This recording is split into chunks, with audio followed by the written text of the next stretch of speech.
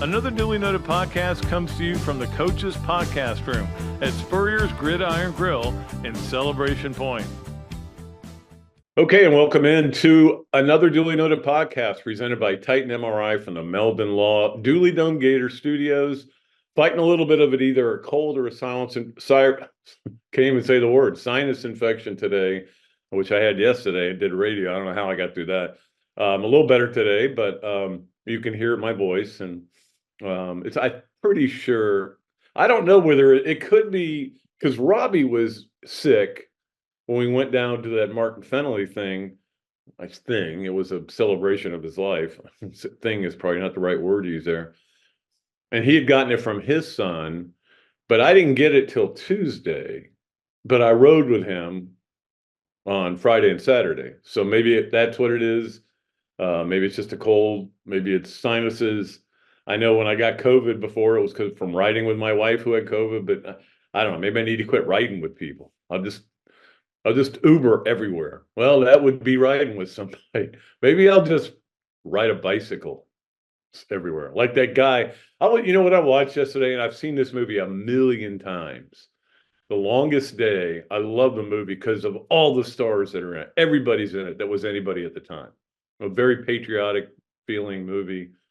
But towards the end, there is a Frenchman riding up on his bicycle with a bottle of champagne to celebrate the landing and everything. And so maybe that's what I should just ride around on a little bicycle.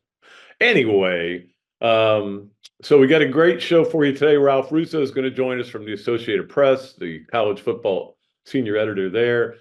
Coach Spurrier on Monday, and then on next Thursday, we're bringing back Allie Peak Wilbur. Hope she's ready for some tough questions about raising children. Now, we're going to talk to her about spring football, which is right around the corner, of course, as well. Got a lot of things to talk to Ralph about, too, today, so that'll be a lot of fun. Let's go to our Process Service of Gainesville starting five, brought to you by Process Service of Gainesville. Scott Hart, who does an excellent job over there. If you want to get in touch with him, it's very easy. You can see his number right there on the screen. And the commercial also that we have says what his number is. Let's start off with number one would be basketball. I mean, that's the number one story right now here in Gainesville. What happened Tuesday night? I know it was a couple of days ago, and if you're listening to this Friday, it was 3 days ago. But I know you're not going to get sick of talking about it or listening about it because it was really a special win for Florida, especially on Senior Day.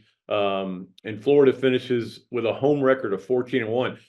And the first thing you would say was, 14-1, okay, but how hard was it? I mean, who'd you play in the non-con? Well, they played most of the good teams they played were at neutral sites, and they played some on the road.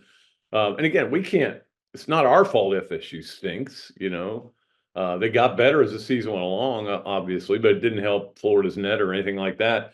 But the point is really that this team was obviously perturbed when they watched the video of Condon getting hit in the head by Wagyu in the first game. Now, Wagyu was, of course, suspended for the next game. Now, this is where I don't think it's right, but I don't know that there's an answer to this.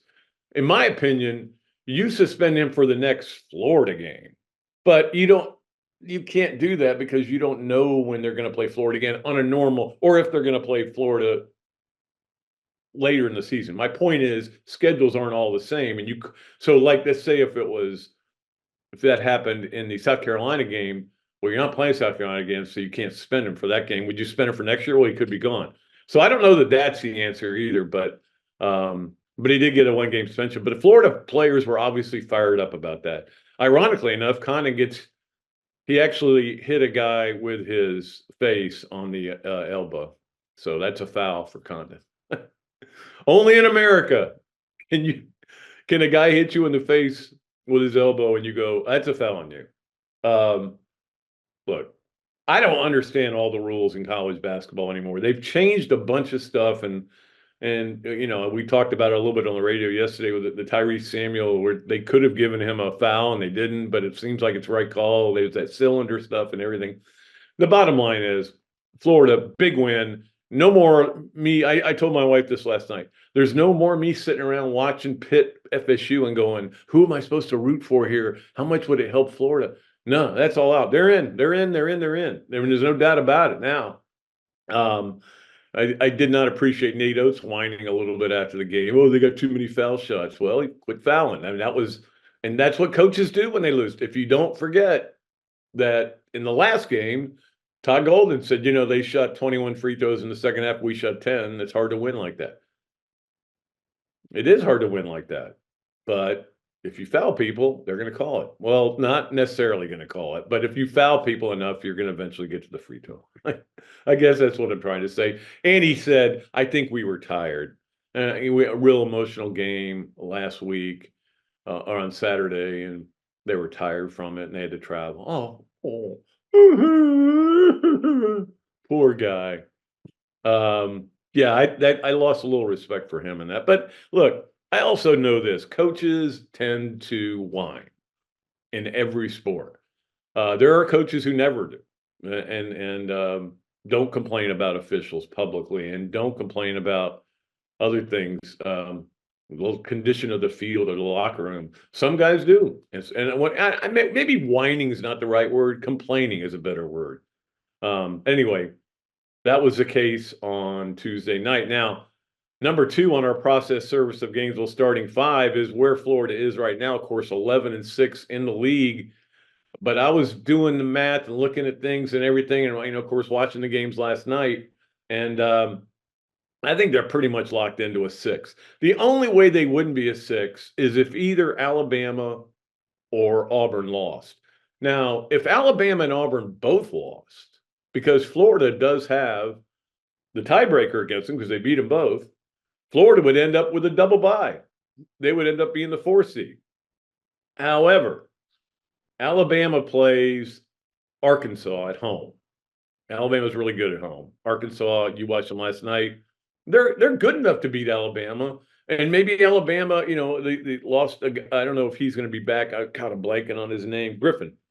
They had that collision. He hurt his calf. And my gut feeling is that they'll save him for the SEC tournament. Maybe there's a way for Arkansas to win that game. And Auburn plays Georgia, of course, at Auburn.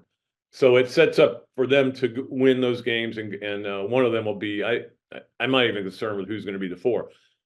If both of them win, though, and South Carolina wins, see, South Carolina has obviously the advantage over Florida in that they beat Florida. Kentucky split with them. So if Kentucky lost, and Kentucky plays Tennessee, so they could lose. I don't know exactly the tiebreaker, how it works. I'll worry about that if it happens. But the chances are pretty good Florida's going to end up a 6, which means you're the last game on Thursday, right?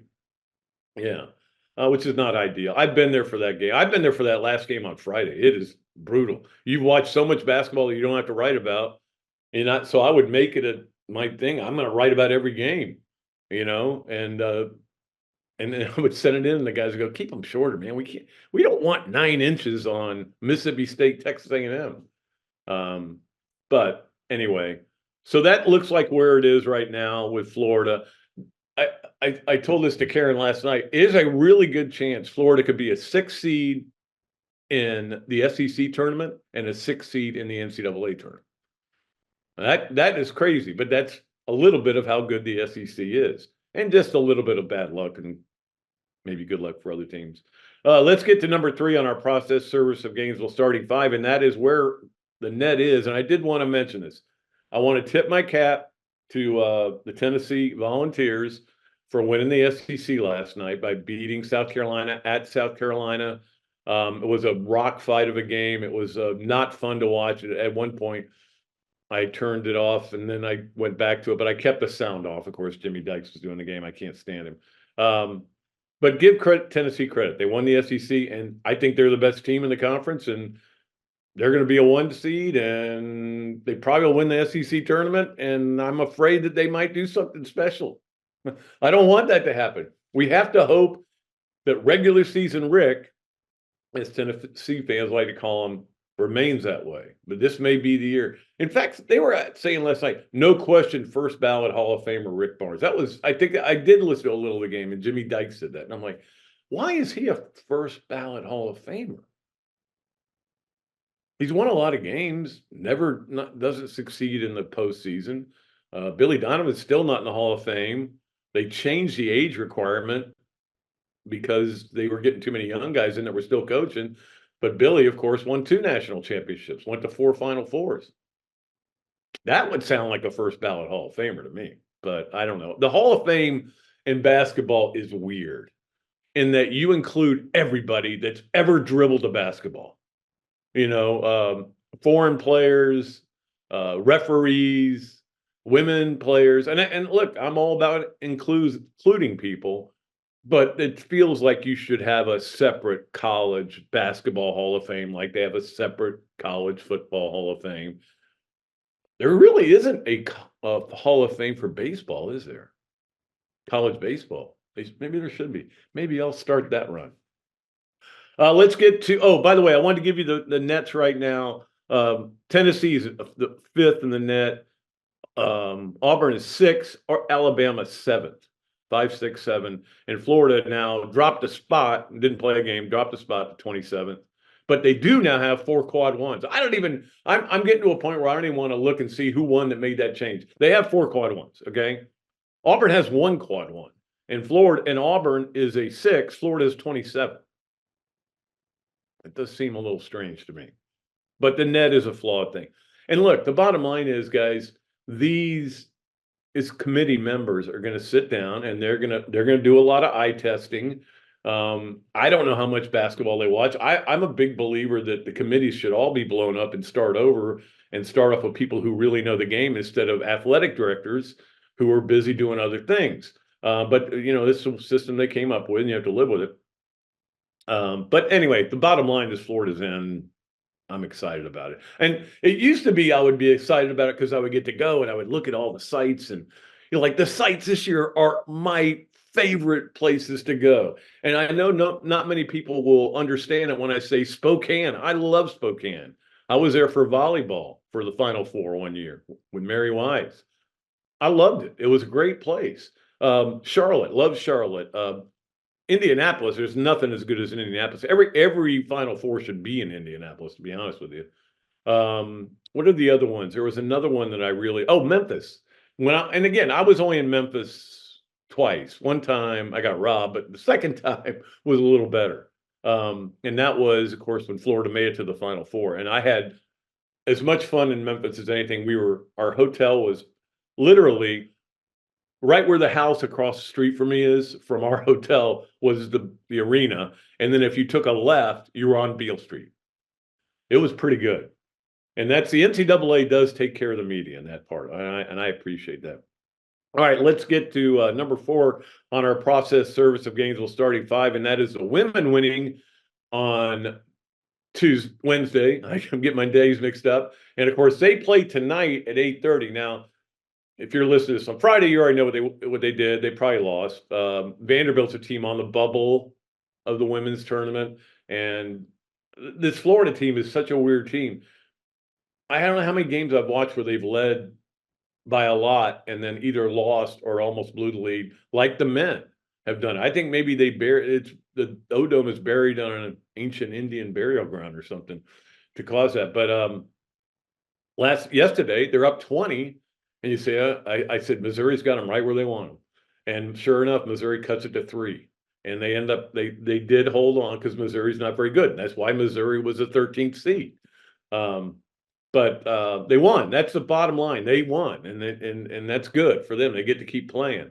And hey, who knows? Maybe they can pull off the win tonight. But I mean, they've got to win the tournament. It's the only way they get in. They're not winning the tournament. They'll beat South Carolina and some of the other LSU, some of the other great teams in this league. It's a really good league. Florida's not there yet. They're close. They've got the guards that are good enough, I think. They just got to get bigger, more big players, more depth, and she's building that. And I think eventually, I think that'll come. And finally, on our process service of Gainesville starting 5, let us talk about baseball. We have to. even though we were excited about it over the weekend, we're not excited about it after the midweek because, of course, the Tuesday game got rained out. And then the Wednesday game, Florida got smashed around by UCF. UCF's a really good team. They got a lot of former Gator players on the team. Preves bats lead off for them, but they got a lot of older players too. They're 9-1. They've won. Here's where they're 3-0 on the road. They've won at FAU, at Miami, and at Florida. That's not bad. That is not bad at all. So they're a good team, and they beat Florida 9-6. And look, I know the pre-conference schedule is all about finding out who you can count on. And right now, there's not a lot of answers in the pitching. Their Monday night or their Friday night starter has like a ridiculous ERA. Their Saturday night starter is a freshman, of course, who pitched great in the first game and not good in the second game, gave up those 5 runs in the first few innings. But I think he'll be fine. And then Kaggs has been lights out. But then you get to the bullpen and it's trouble. And the problem for Florida is if the starters don't go far, then you get into that bullpen, and the bullpen is all freshmen and older guys who, to be honest with you, aren't doing what they need to get done. So we'll see, though. Look, I'll leave it to Sully. I could easily give him a long lecture about how Alex Philpott needs to start the Friday night opener. I could do that, but I don't do that because Sully knows what he's doing, and I don't. I don't know what these guys. I mean, I watch him play, but it doesn't mean I know that much about him. He knows all about him. So we'll see how this goes. Of course, this weekend they have St. Mary's, and I'll tell you this right now because we'll get to our swamp games of the weekend, but I got so many that I'm not going to be able to mention, so I'll tell you right now. All those games are on the plus against St. Mary's. St. Mary's, I looked it up today. I think they're 8-2 or 8-3, something like that. But they played a lot of teams out on the West Coast. This will be kind of cool for them. So, and then of course you get serious because then you start with FSU on Tuesday night here at Condon. That place is going to be rocking. And then of course conference play starts. So it's about to get really serious in baseball. It's always serious on another Dooley Noted podcast. You know that. And it'll be fun, though, when we bring on Ralph Russo next to talk about college football. William, have I ever talked about college football on this show? Let me think. There's a helmet behind me. There's a working press me. There's all these things. Yeah, I like college football. So we'll talk to him about it. When we come back, Zach producing again today, as always. He does a great job. We'll be back with another Dooley Noted podcast presented by Titan MRI from the Meldon Law Dooley Dome Gator Studios. I was driving behind a lady, and very suddenly she moved out of the way. There was a log laying in the road, and when I hit my brakes, I went on top of the log. I had 280 discs. I just haven't been the same since. Jeffrey Meldon fought for me all the way. Him and his team really went there for me. Throughout the whole lawsuit, he made sure that my bills was paid. It was never no whenever I called him and asked him for something. Call Meldon Law right now.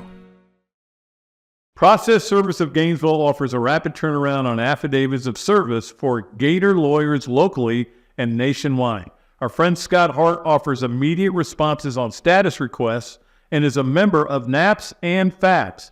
And he has been a part of the community for almost 2 decades.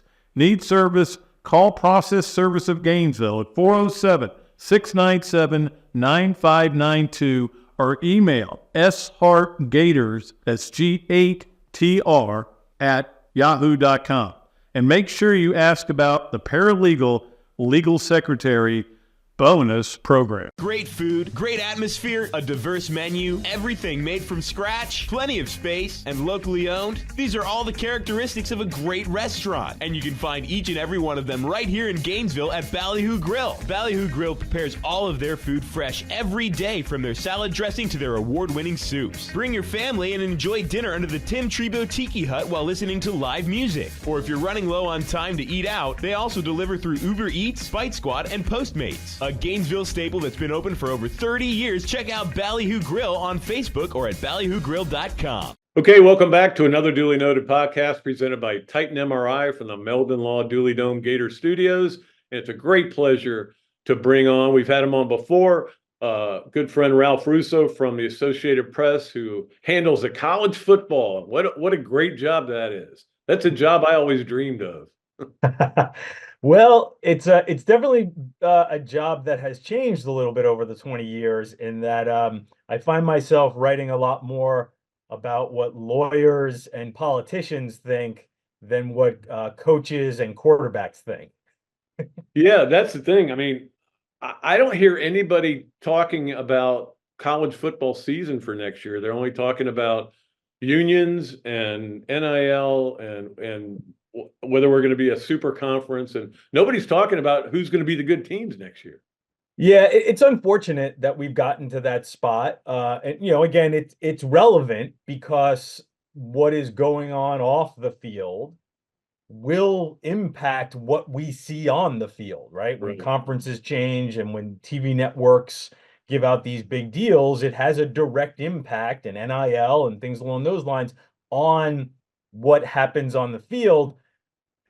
Well, I should say this. Maybe it's not direct insofar as like you immediately see the difference or see the impact, but you absolutely do. So, again, it's become a little challenging for people who do kind of do what I do, cover the sport nationally.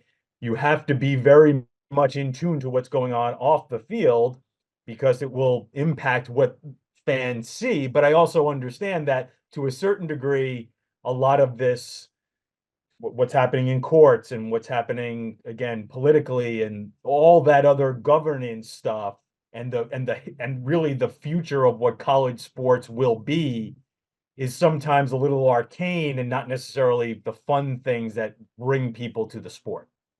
Yeah, but you're right. But we talk about them on this podcast all the time. You don't have a choice. I think you and I both need to get one of those police bulletin boards where they have all the yarn tied from one thing to another, so we can tell which conference everybody's in.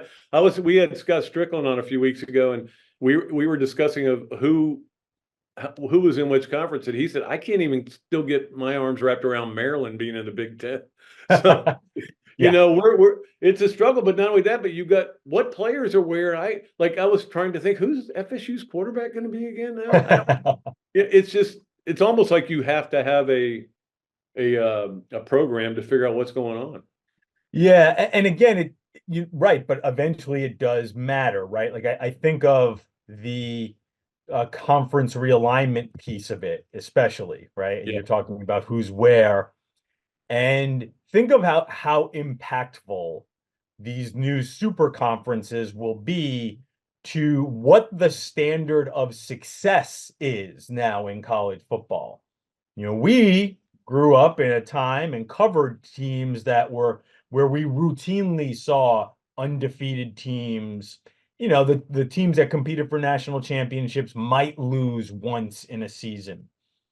If you look at the SEC now, and you kind of glance at some of those schedules with Texas and Oklahoma, and the Big Ten with USC, UCLA, Washington, and Oregon, in Florida is a good example, like in your backyard. Right. Gator fans have pretty high standards, right, on what a successful season is. I think programs like that might need to adjust their idea of like, oh, a successful season might be 9-3. We make the playoff and we win a round, as opposed to, hey, if we don't win 10 games, get this coach out of town, which is a different discussion when it comes to the Gators these days. I think they would all sign up for 9-3 after the last couple of years. Well, I said this on our radio show the other day. I said, as tough as Florida's schedule is, if they could somehow find a way to go 9-3, I think they're going to sneak into the back end of the playoffs because their schedule, their RPI or net ranking or whatever you want to call it, is going to be very good. But where are they now with the playoff in terms of who's going to get in? So the latest move by the SEC and the Big Ten, and I will say this, I think this is more driven by the Big Ten, but I don't want to let the SEC off the hook here. This sort of basic power play to throw their weight around and say, hey, we want more of the at-large bid. So instead of just guaranteeing our champion gets in, we want to guarantee our third or maybe even fourth place team gets in. Listen, I think that's ridiculous. Yeah, I do too. And one of the reasons why I think it's ridiculous, Pat, is I think it will happen organically. I think that, especially in the SEC has clearly shown that it will get the benefit of the doubt at almost all turns, Right. even when, in my opinion, it didn't deserve it last year when it came to Florida State. I think the Big Ten is a little more worried about, hey, we just upped the ante here. We play 9 conference games. We've made our conference much stronger. Is our 10-2 team going to get locked out by an 11-1 team from the Big 12 that didn't play as rigorous a schedule? But again, I think where that is right now, I must admit it's been hard to sort of peel back. There were some leaks last week that made reporters pretty happy. We got a little behind the scenes. Those leaks have been a little harder to come by this week. There was some more conversation. We do know there were some more conversations among the commissioners. My sense is the ACC and the Big 12 need to push back on some of these ideas. Again, tiering the access. SEC and Big 10 get 3 bids. Big 12, 3 bids each. Big 12 and ACC get 2 automatics each. There are fewer at-larges. The playoff itself expands to 14 starting in 2026. I think the other conferences need to push back on that a little bit. There's even this talk about the SEC and the Big 10 get the automatic buys, right? In a 14-team field, only 2 teams would get buys, and they would just be reserved for the SEC and the Big 10. Again, it seems like not in the spirit of competitiveness. No, yeah.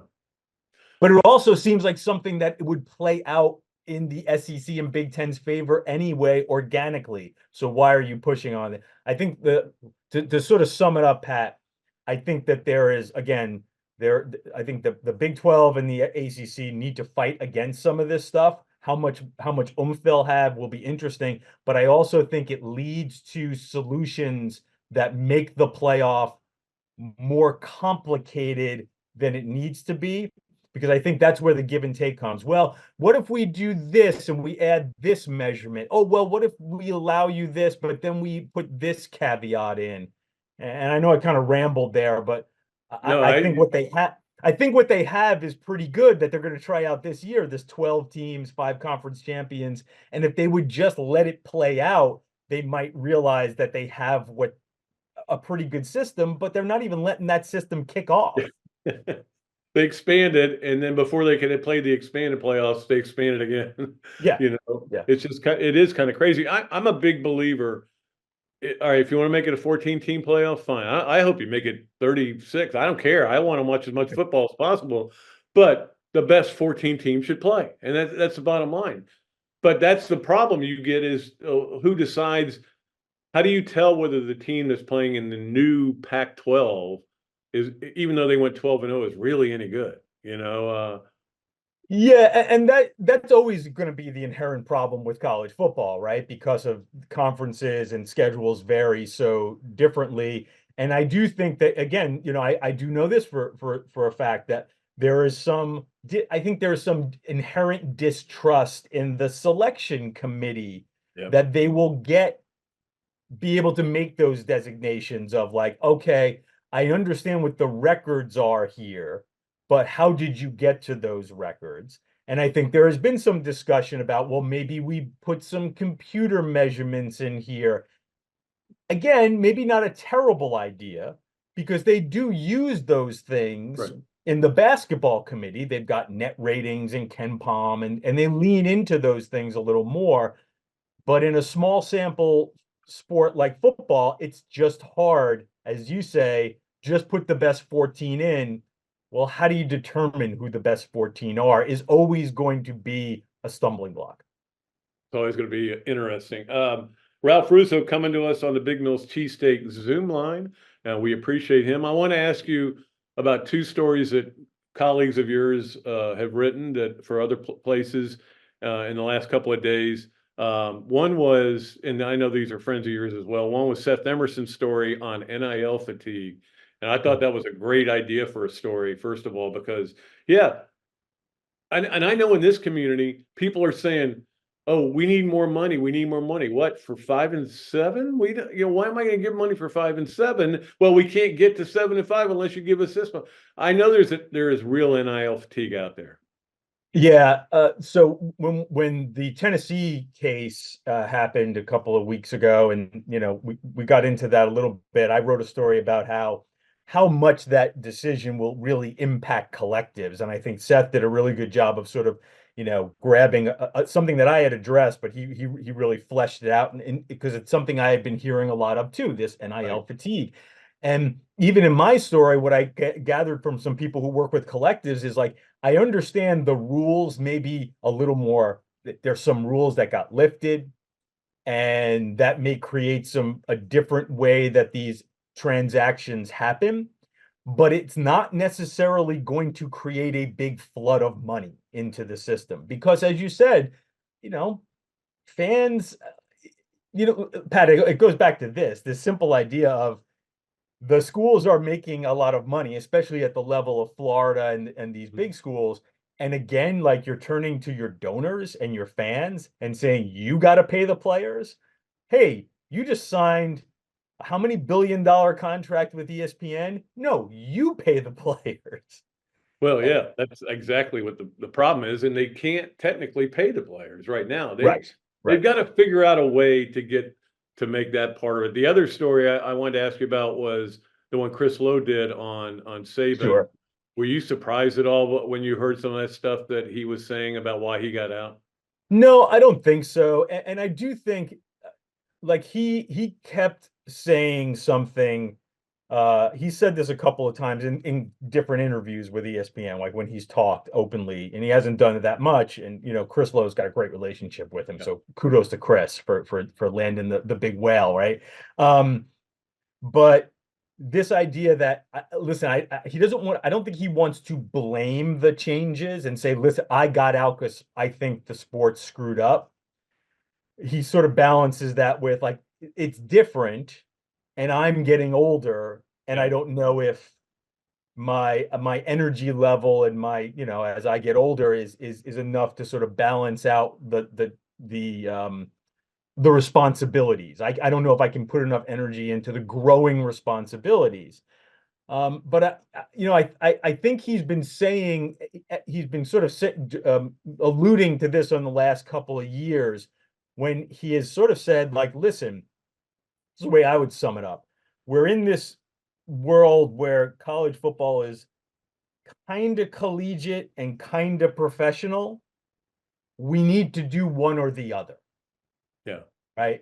If we're going to be professional, let's do that and get the money pieces where, like, I'm not negotiating with, or the coach is not handling that conversation, and there are some structure in place so that players know what they're getting. So you don't have a recruit coming into your office and going, hey man, like, what's the money here? Right. Or we go back to the old way, but the old way is gone. So I think because we're in this weird space where it's sort of half pregnant, right? We're not totally professional, but we're not also not collegiate anymore. Yeah. It's put coaches into a world where they can't control what they used to control. All right, we always play with our guests, yes, nowhere, maybe. It's brought to you by Big Mills Cheesesteaks, street dining done the right way at Big Mills Cheesesteak. If you go in there and you say, hey, I heard Ralph Russo on the Pat Dooley's podcast, you get free fries with your order. How about that? All right. Number one on yes, nowhere, maybe. Florida makes the playoffs in 2024. Oh, no way. That schedule is brutal. And I don't know if they're far enough along to handle that brutal schedule. That's the problem. It's a combination of those two things. I think they have the best roster they've had in about 4 or 5 years, but you're right. I mean, when you look at the schedule, and they've got to go 4-1 at a minimum in those first 5 games, and then it gets tough, really tough. Yeah, even with the new standard of hey, maybe they can get in with 9 wins. Yeah. Like I look at that and think best case scenario for them is probably 8. Probably right. And I think the over-under in Vegas is going to be like 5.5 again this year. Yeah. All right, number 2 on yes, no way, or maybe, Ralph Russo. Reggie Bush gets his Heisman back now that Johnny Manziel's come to bat for him. A character witness. So I'm gonna say I don't know if the two things. I'm gonna cheat here a little bit. I think maybe, and I even would lean a little towards yes, but I don't know if it's the Manziel thing that's really good. I do think that we might be moving in a direction where at some point the Heisman Trust, which is kind of a nebulous group that really doesn't want to be involved in all these controversies. I mean, we never really hear about the Heisman Trust anytime unless this comes up, that at some point there might be a resolution to this in Reggie's favor, just because I think people want it over with. I think every time it comes up, it puts the Heisman in a bad light. So while I don't know if something like is imminent on this, and I don't think Johnny Manziel is necessarily the guy who's going to push it in Reggie's favor, I do think that there might be some movement just naturally towards, hey, we got to resolve this thing. And then, after, if that does happen, then OJ can come up and say, hey, man, where's mine now? I need mine back. Yeah. Hey, OJ never had his taken away. That's the ironic thing, right? I don't want to get into. They did take his picture down. They did take that. Yes, they did. Yeah, they took his picture down. All right, and finally on yes, nowhere, maybe with Ralph Russo, Carson Beck, Georgia quarterback, wins the Heisman Trophy this year. Boy, I would put him as maybe my favorite without doing a ton of research. I hate to say yes because now I'm bound to it. But yeah, what the hell? You know what? Seriously, I think Georgia's going to be awesome, and I think he is really, really good. So yeah, I'll go out on a little bit of a limb and say sure, yes. That will not make Gator fans will not be happy. Yeah, I mean the hardest part I think about the struggles Gators have had is Georgia's been so good. If Alabama was just the one being good, okay, you could deal with that. But the fact that it's Georgia makes it even tougher. Yeah, it really does. I mean, and mostly because you got to play them every year. Right? Yes, right. And you can never play them at home. Yes. Yeah. Although I think my prediction is that game is going to move permanently eventually after they move it for a while for the construction. To a home and home, you think? I think it may go to a neutral sites all over because that's where the money is. I think where they could get to a point where they go, okay, we're going to play in Dallas one year. We're going to play in Atlanta, which would be good for Georgia fans. We'll play in Orlando. Yeah, a rotation that would include Atlanta and Orlando, just off the top of my head, would seem to be where you would capitalize, wouldn't you? It's all about the money. It's all about the Benjamins, right, Ralph? Absolutely. Every day we're reminded of that. We get reminded of it more than we ever thought we would. I appreciate you coming on, man. Always great talking to you. I always feel smarter after I talk to you. And I appreciate you taking the time out to talk, man. And looking forward to college football season eventually getting here. And actually talking about the college football as opposed to everything else. But yeah, thanks so much, Pat. I always appreciate you having me on.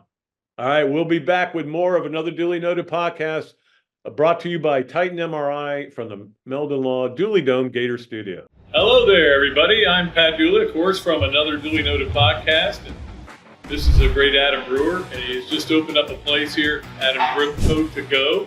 What gave you the idea to do this, to have a to-go place? We really like the fast concept, being able to get the barbecue. Now we have this new online ordering. So before it was a call ahead carry out, quick service. We have like a curbside kind of a deal where everything's ready to go for you. And then we thought, wow, we have a really great dine-in concept, but how can we make this streamlined for the customer and make it easy and accessible for all parts of town? Adam's Rib Co. To Go. Come on down and enjoy it. Things have certainly got a little out of hand lately when it comes to just buying our everyday necessities. Just look at gas, streaming services, and heck, even chicken wings. Well, there is one necessity that shouldn't cost a ton: taking care of yourself and helping fix all the aches and pains in life, and the fine folks at Titan MRI agree. With costs a fraction of what you'd pay at a hospital, you'll not only save money, you'll be taken care of by staff with over 20 years experience. So when you need an MRI, call Titan first, and you can go where your doctors send their families. Now offering CAT scans. Another duly noted podcast comes to you from the Coaches Podcast Room at Spurrier's Gridiron Grill and Celebration Point. You can watch and listen to us on Facebook and YouTube for every podcast that we do on Mondays and Fridays at 2 o'clock. Listen to the podcast whenever on Apple Podcasts, Spotify, Google Podcasts, Overcast, any of the other 39 platforms where you can find this podcast or your favorite podcast. Remember to like, follow, and subscribe. If you have any questions or comments, leave them in the comments section below or call me if you want to do some advertising at 352-317-3444.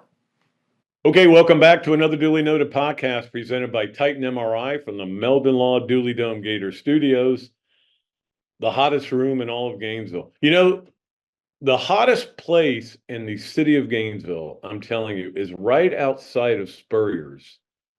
That when you walk towards the parking lot, there's an area there right by that Asian place. And and every time I walk by it, it's like a hot air. I don't know how it happens. It's just the hottest place in Gainesville.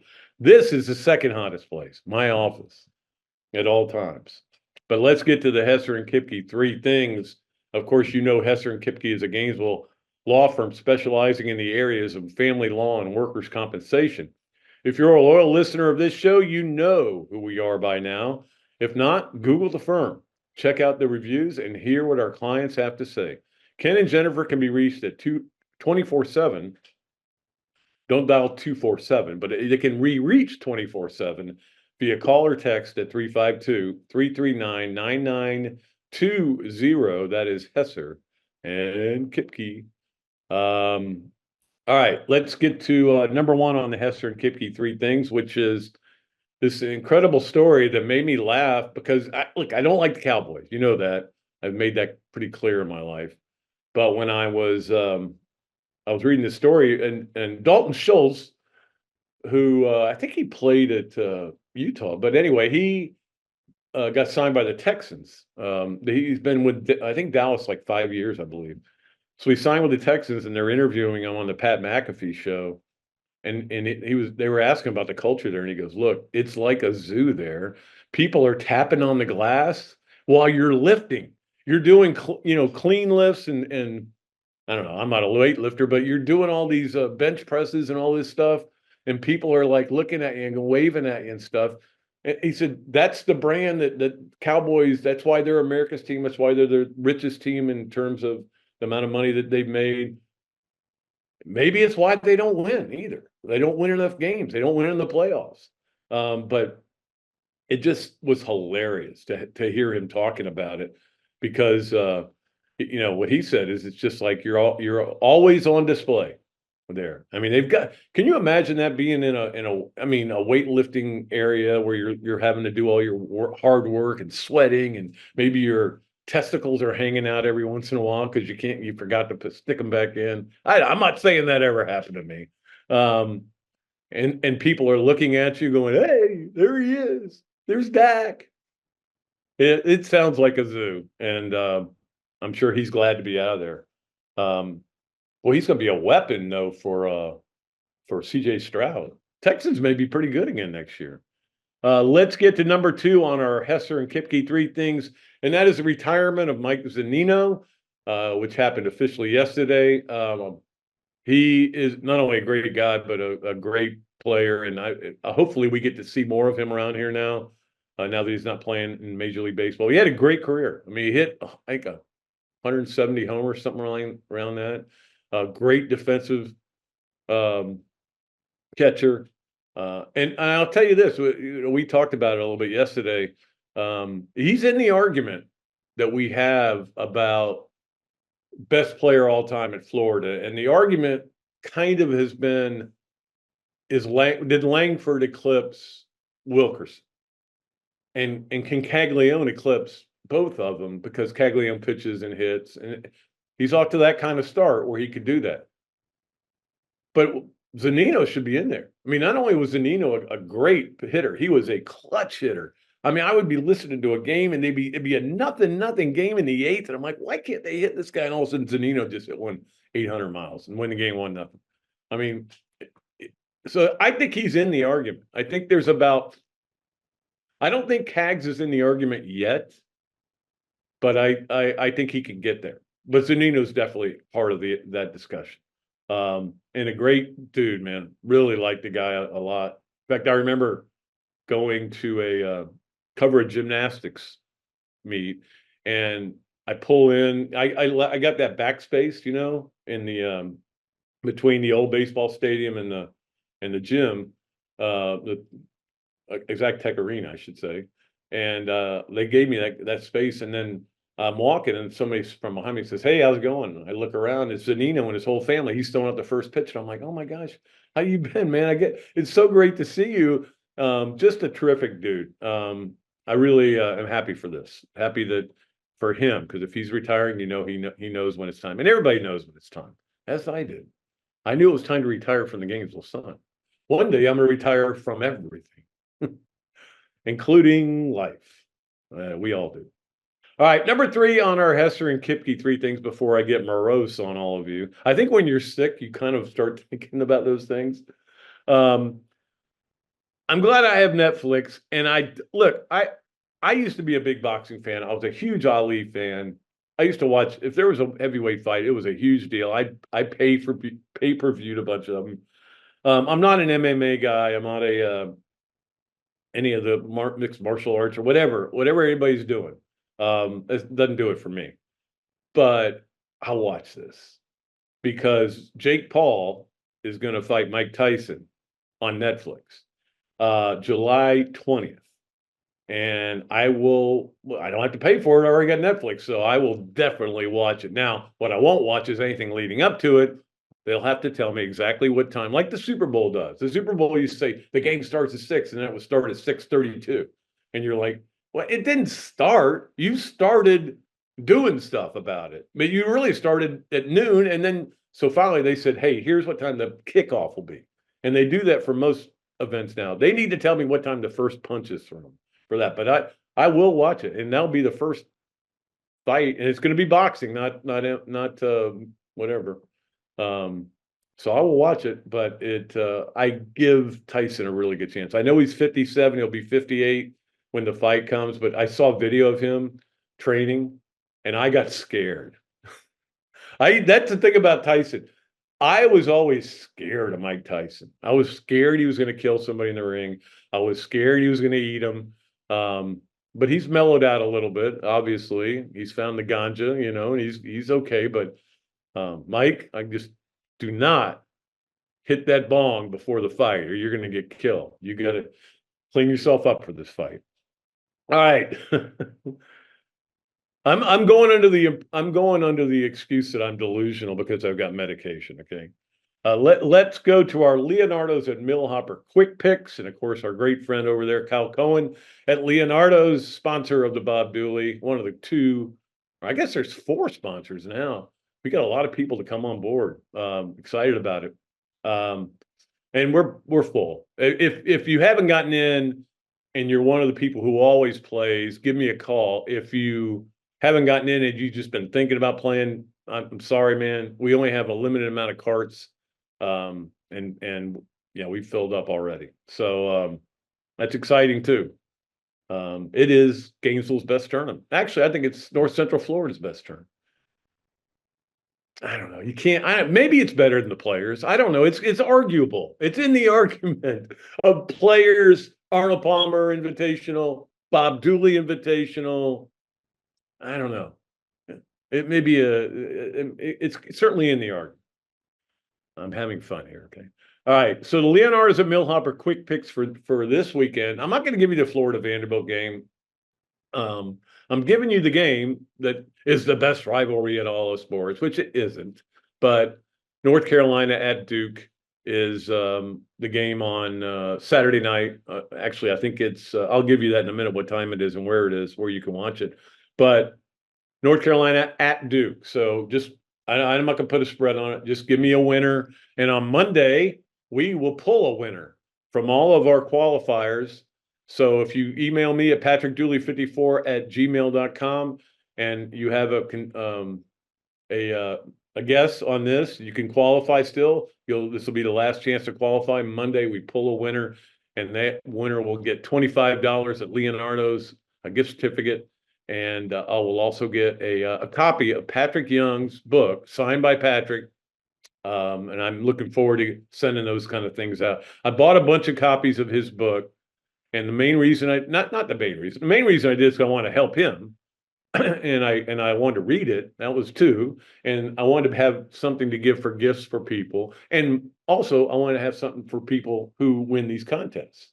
Because I've been sending them my book, I've been sending them hats. I'm giving you a copy of Patrick Young's book, signed by him too. That'll be cool. Oh, and I will put one or two in the tournament too. Yeah. All right. So that is our Leonardo's and Millhopper quick picks. North Carolina at Duke. Let's get to our Adams Ribco to go. Gators of the weekend. It is plural. And Adam, certainly one of the biggest reasons that Bob Dooley has been so successful. He serves lunch to like 180 people out there after the tournament. It's just, what an unbelievable guy he is for this community. The Adams Ribco to go Gators of the weekend are the two seniors, and that is Tyrese Samuel and Zion Pullen. And look, I know there were 3 walk-ons, and that's fine. I'm glad you got in the game. That's great. But Tyrese Samuel and Zion Pullen have just been incredible all year, except for the first 3 games when Pullen couldn't play. But they have been so good. And then to be so good in that game, the last game they would play on that floor, that was cool to see. I think my favorite senior day of all time was Udonis Haslam, because he had meant so much to what Florida had become. And for some reason, I think they were playing Tennessee, but very late in the game, it wasn't that close. Maybe Florida's up 6 or 8 or something like that, and they get a breakaway, and Haslam gets a 2-handed slam, and it brought the house down. And that was my favorite senior day. This was close to being my favorite, because those guys, and again, they've been here 1 year. And I know they're mercenaries in that way, but I love that they came here. I love what they did, and I love how hard they play. Look, I'll be the first guy yelling at them when they don't do something in the tournament or something. But I'm not. No, I don't mean yelling at them, but going, golly, man, you usually make that shot. The point is, I appreciate those 2 seniors and for what they've done and for buying into Todd Golden and everything and coming here. So they are Adams Ribco to go Gators of the weekend. Let us move to our swamp games of the week. And I should write this down a little clearer, because it looks like week here, but it's weekend. And we've got plenty of them to choose from. And I'll start out by telling you the Arnold Palmer Invitational for you golf fans. If you're looking for it, it'll be on the Golf Channel early, and then NBC and Peacock late. But it's on from 2 to 6:30 pretty much every day. You just got to find it. But it's on the Golf Channel early, and then NBC after a while. I don't think the first day it is on NBC, but I think maybe Friday, Saturday, and Sunday. So yeah, so that'll be fun to watch. I'm looking forward to watching that. That North Carolina at Duke game is at 6:30 on ESPN, and I know a lot of people, I think the fact that they're both in the top 10 makes it a big game, but there's been times when it hasn't been that big a game to me, and I'm not even watchable. And then Florida Vandy, of course, 4:30 game on the SEC network. To be honest with you, I had no idea what time the game was. My wife told me, and she said 4. So I think we were all so focused on that Alabama game. Hopefully that's not what they do. And then Kentucky at Tennessee. What a good game that's going to be. But here's my question. That's at 4 on CBS. My question, though, is, does Tennessee go, hey, Dalton, you're already clinched SEC Player of the Year, basically. We've already won the league. We're already going to be a 1 seed. Losing to Kentucky is not going to kill us as far as being a 1 seed. It might drop us down to a 2, but we're okay. Why don't you play a quarter of the game? And Ziegler, why don't you play quarter? You never know. They might do that. Or they may say, hey, we want to beat the crap out of Kentucky because we hate them. That's what I'm hoping they're going to do. There aren't many times when I root for Tennessee in basketball, but when they play Kentucky, that's one of them. So that game is at 4 on CBS. And like I said earlier, the women play tonight at 8:30 against Vanderbilt.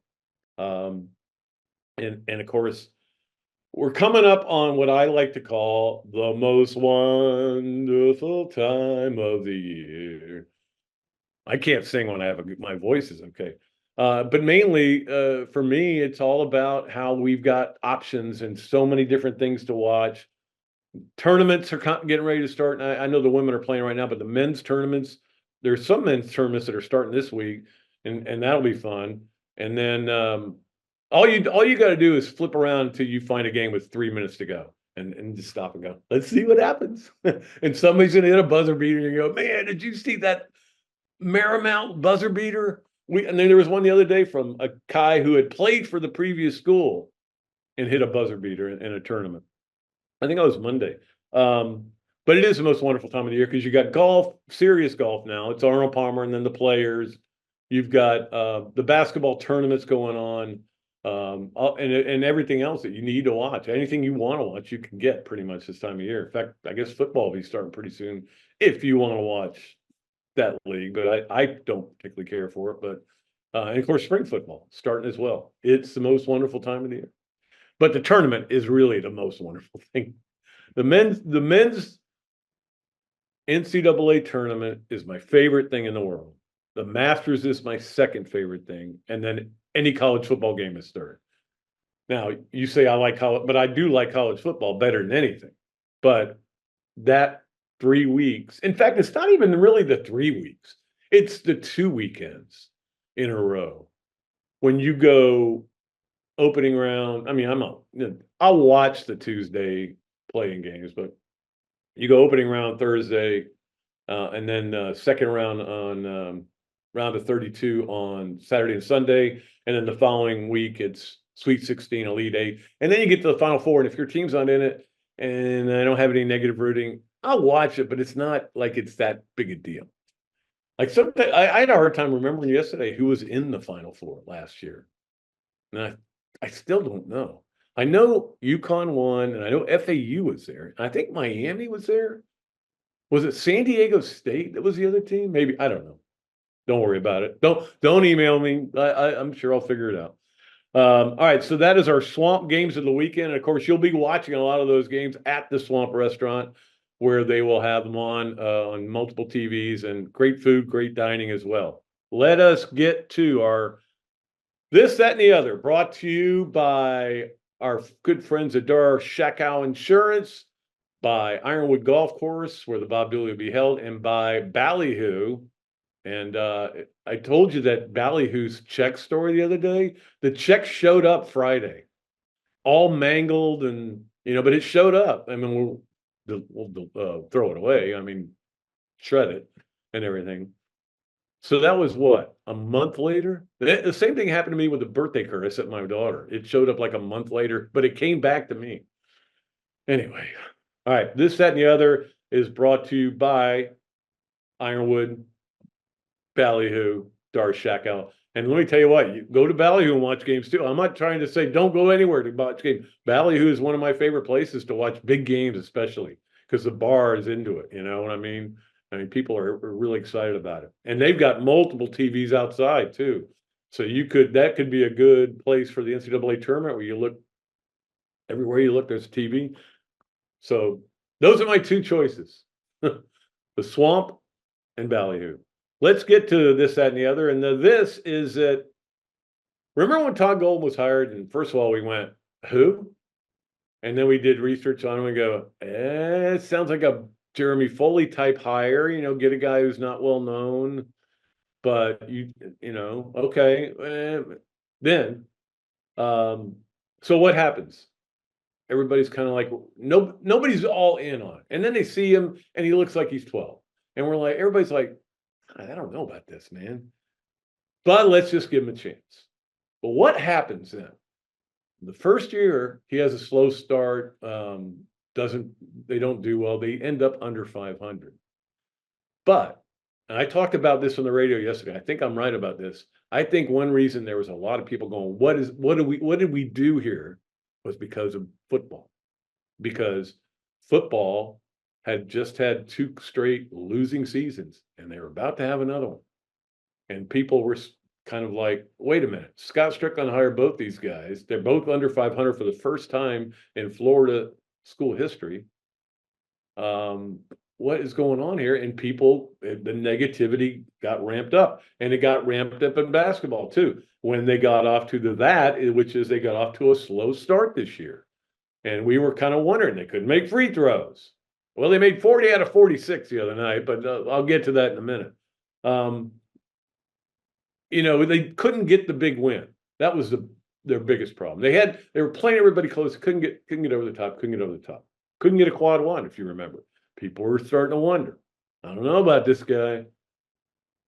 The other is, of course, that everybody right now is in love with Todd Golden. And that could all change, as we know, is what sport is, because of what he's been able to do and to put this team together and score in the 90s, I think it's 9 times. I think it's a school record for scoring in the 90s. Beating Kentucky, at Kentucky, beating Alabama, beating Auburn. I mean, we're talking about high net teams, highly ranked teams.